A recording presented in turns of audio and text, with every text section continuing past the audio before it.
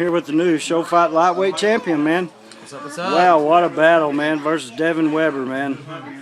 I mean, that was one heck of a fight. Take us through that first round, Ross. I mean, y'all come out swinging, man. I mean, was that your game plan to come out striking, or? Well, my whole game plan was to strike with him. I 100% was ready for him to shoot. When I say ready, I mean like I thought he was going to shoot because he caught me off guard with one good shot. But he came out, man, he was banging. And I was like, sweet. Like, I hit the point back here where I like warming up, and I was just like, it's time to throw some hands, dude. And we went out there, and he wanted to throw hands, and I loved it, you know. Like I said, I thought he was going to come and shoot right out the gate. And he came to throw, and he freaking threw, you know what I'm saying?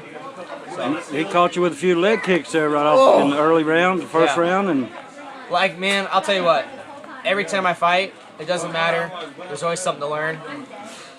Gotta learn check some more head kicks, man. Like, those leg kicks, it's a factor right now. I mean, the fight, they were hurting, but like, I was like, I'll just walk through it, I'll be fine. Now I'm sitting up here, I'm like, oh, so tender, but it's all good now. So you think, like, after the first round, do you think it was a pretty even round? I thought it was very even. I thought that the exchange. Personally, I'd like to watch that first round again. Personally, I thought the exchange was even, and then after that, I think it was up to the judges because he did get a takedown. Yeah. He didn't really land any hard shots on me on the ground that I remember, right. And I knew that I threw up a couple submissions on him, and submission attempts, at least, is what I meant. Well, he escaped an arm bar, I know it. Yeah, he did. Yeah.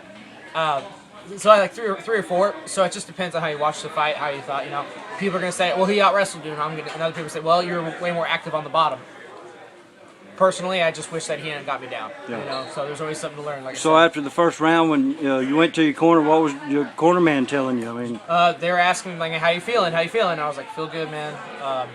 They told me to work the high-low high, working, make his hands go up, because what I was trying to work was my inside leg kick to a right cross, body hook to a head kick, and I threw it once or twice, and it almost caught him, but he got his hands up quick enough. But I was really trying to work that. That's something I'm gonna go back and, you know, my setups, man. Like I said in the interview down there, this training camp has been a lot to me because I've probably for this camp in jiu-jitsu, in wrestling, in stand-up, this is the most I've ever learned getting ready for a fight. You know what I mean? Yeah. Usually when I go to training camp, I just kind of do what I know. And this camp, I got with a lot of good people, and a lot of good knowledge was given to me, you know.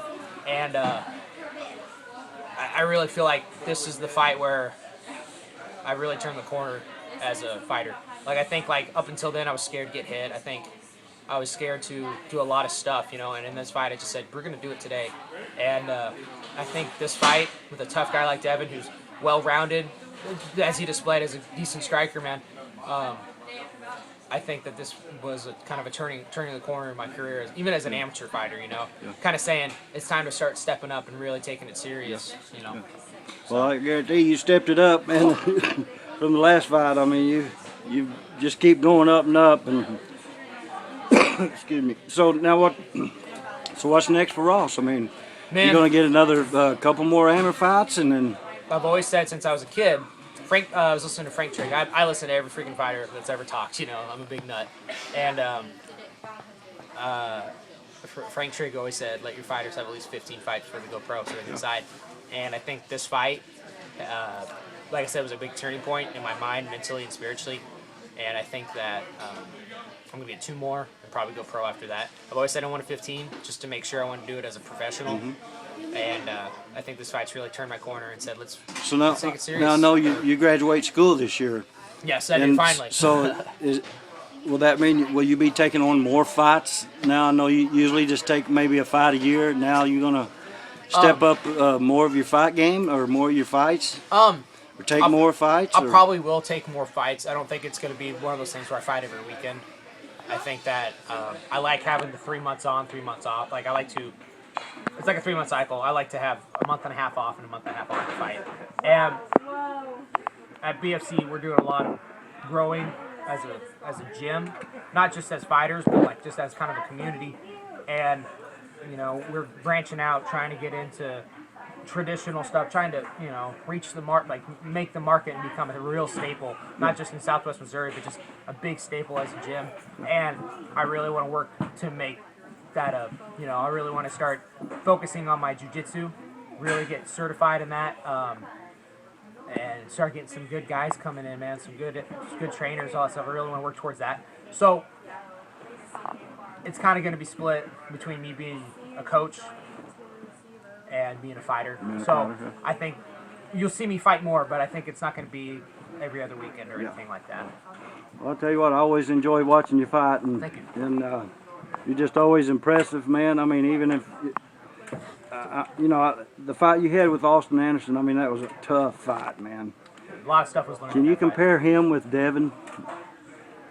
The toughness. I mean, Austin. I know you and Austin went the distance, but yeah. But out of all the fighters I fought, I'll give some shout outs to all the fighters, a lot of the fighters that I fought. Hardest hitting fighter I ever fought was JJ. I fought him last March. He hits so JJ Huff. JJ Huff hits. Out of all the fights I've had, hit me the hardest. I know. You know? I remember that. Yeah. He about got you on that, Yeah, he didn't did. he? And then probably, honestly, in my opinion, Eli McLaughlin. I fought him at V3. Yeah, I've seen that. And he was one of the most technical, well-rounded fighters I've ever met. Yeah. But by far, and no fighter should take any insult to this, by far, Austin Anderson has been the most mentally gritty person I've ever fought. He was in that fight every single second. And I've had a lot of fights at a moment where I felt nothing against people because I've been there, but you can feel a dude break. You know what I mean? I can feel in a fight when a guy's like, I'm too tired. I just want to give up. There's a way out. I'm going to take it. Chael Sonnen talks about it all the time. And like I said, I listen to every fighter because they got something to say. And you can feel it. And when I fought Austin, I didn't feel it. He mentally is one of the toughest people I've ever fought.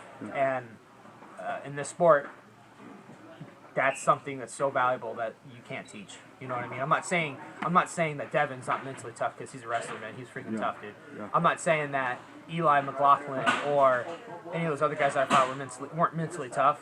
But what I'm saying is Austin mentally is on this level that he's gritty, and I realized that. And he, in all honesty, he broke me. You know what I mean? I was just there to survive, and it really opened my eyes because every time I've ever fought, I was the gear, I was the grinder, and I got ground out by that dude, and it really changed my perspective of who I was, and it really made me go back to the drawing board. And I know it's just amateur fighting, and you can't take it too seriously, but it's something that I do love to do, and I really want to be good at it. And it's a lot of soul searching done in this sport if you really want to get successful at it. And so, to him, you got to be one. You of the can definitely dudes. tell the last couple fights after Austin, your skills went way up, and I mean it definitely changed you. Yeah. So speaking of the V3, Eli McLaughlin's out of V3. Is there any chance you may go back down there and fight one of their word on the street? Top ranked guys? Or? Word on the street. They want me to fight their 55 champ. Is it Brandon Gator? I think that's Gator? his name. I think it's Gator. I really can't Sorry remember. if I butchered that, but Yeah, I'm terrible with names. I get hit in the head a lot. But I watched him fight. Looks like an athlete, dude. Looks like he could freaking choke anybody. Looks like he could freaking got great stand up. You know what I mean? Yeah. I've kind of stalked him a little bit on Facebook just to see what kind of personality he's mental, man. Yeah. He's there, and I'd like to fight him too. You know, and if they want, I think that's who it's supposed to be. And if I'll take whoever they throw in front of me, man. You know what? That's what it's about. Ross, I know, man, you want to get to your family and get out of your fight clothes and that. Anybody you want to give a thanks to or shout out to, or like I said, I got to give a shout out to my family, my parents putting up with me for all those years. Everybody that came to support me, everyone that's ever supported me. I had some people tell me that I'm an inspiration to them, and it inspires me when people say that because it just keeps you going. Like I said, it got to be cheesy, but my girlfriend, she's the one that takes the brunt of me being pissy when I'm cutting weight. And so God bless her. My team, everyone that's ever trained me, whether it be at Glory, whether it be at Hybrid, whether it's been at BFC mostly, my training camp was there. So much knowledge in those guys. It's really changed me. It makes me want to be better for them, you know. And finally, like I was saying down there, that was a tough fight, but the greatest battle was going to be won tomorrow on Easter, and that was my God raising from the dead. So I got to thank God, man. So, hey, man, I appreciate it. Go be with your family, man. Can't wait to see you again. Let's take a look at that new belt. Hey. New ShoFIGHT lightweight champion. Hey, check it out. Dental Floss Campbell. Check it out. All right. All right. Thanks, man. Thank you, Ross. Have a good night. You too, man.